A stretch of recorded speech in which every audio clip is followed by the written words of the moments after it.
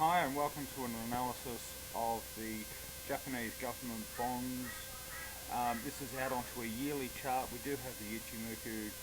I'll just call it ichimoku. I know it's ichimoku Kinko Hayu, but I'll just go with ichi. Um, I use pink as my 9 period line, and it's telling us price has been above the average for the last 9 years, and at the moment we're still holding this structure and we're still holding the support. Two things that we see from this: we do have an old high over here at the 145 level, and we can generate a downward trend line coming up into this area, which gives us a resistance of about 144.27. Now, things that you can look for, that's the ninth candle. We're going to drop that off.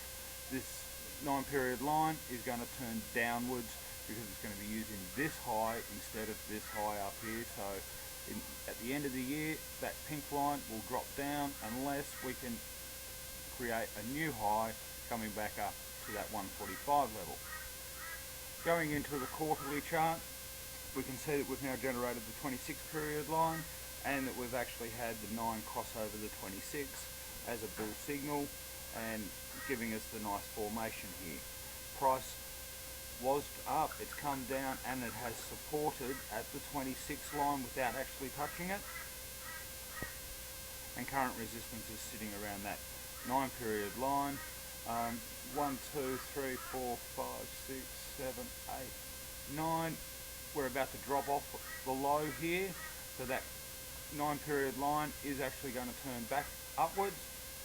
And if we look back onto the lag line, looking to see what's happening with the 26 period line, that low will remain in there for a while until we actually come up and break that high up in here. Again, that 145 level would then also turn them upwards.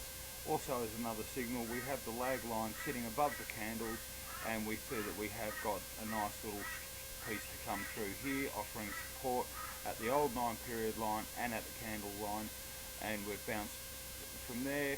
I would be looking to come up and test across here. That's a year's worth. We're on a quarterly chart. When we come into the weekly chart, I start seeing that we do have a few more things to focus in on. And firstly, we see prices below the line. I'm just going to bring that in a little bit closer so that we get a better view of current action. And we start to see that price has broken through the cloud and has now come back up above the 9 period line.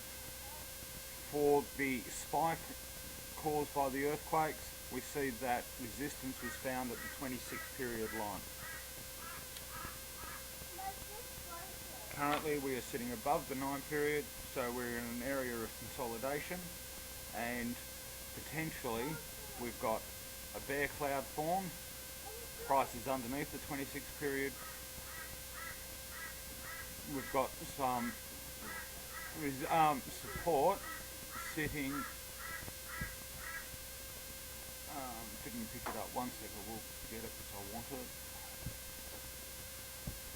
And we see that we have got support sitting there at that 139.75 level. So we also see that the lag line has been supported at the Kumu and is currently still sitting in a bull area, but with the resistance of the candles to come.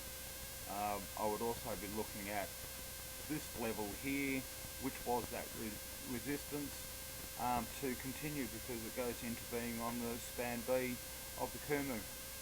Coming into the daily now, and we have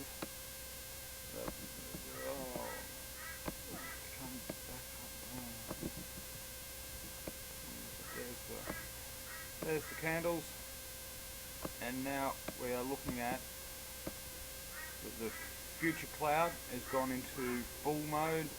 We have the 9 period above the 26 period. Price is still inside the cloud. It's showing that we've got resistance still sitting around that 139.75 roughly level. But the main thing of interest is that we've got this lag line still sitting underneath the Kumu, and that is showing resistance. Now if we can break into that area, then we can come back up here, which will be testing that spike area from recent weeks.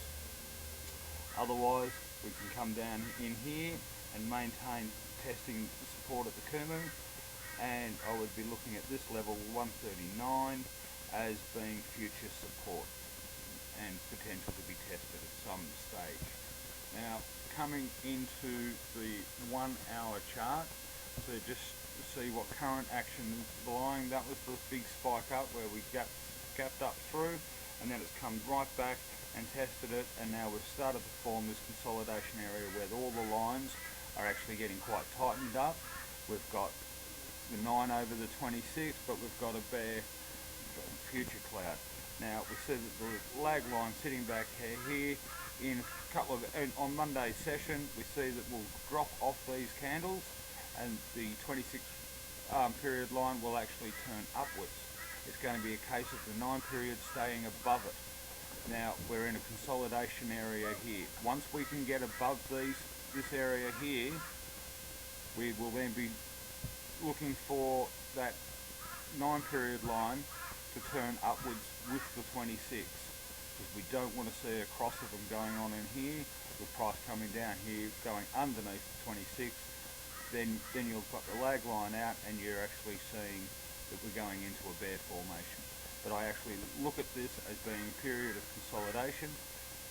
We won't with the 26 period line turning upwards on Monday, and the potential for price to come up and just at least test that 139.97, so 140 level.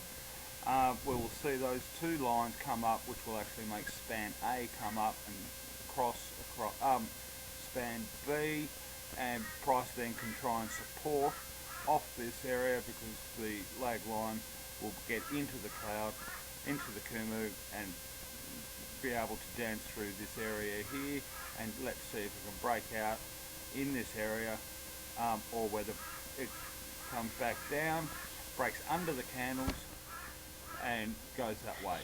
We're going to come into the 5-minute chart, just looking at potential that's there. It's just showing the momentum. We see that last part of the session on Friday was a bull spike up. It's only come up and hit the trend line, so no structure has been broken, and that gives the potential channel coming back down to the 139.5. Otherwise, if we can break above that area, we then can come back up into testing that 140 sort of level during the week. All the lines have been come right in close together, so we've had a period of tight consolidation where there's been just the highs and the lows, no real breakouts involved. And now what we see is that the 9 and the 26 are pointing upwards. Price has got out of the cloud, the lag line has got out of the cloud, and the future Kumu is turned upwards. I would be watching this chart to look for holding of each of these channels and for breakouts. Hope that's of assistance. Thank you.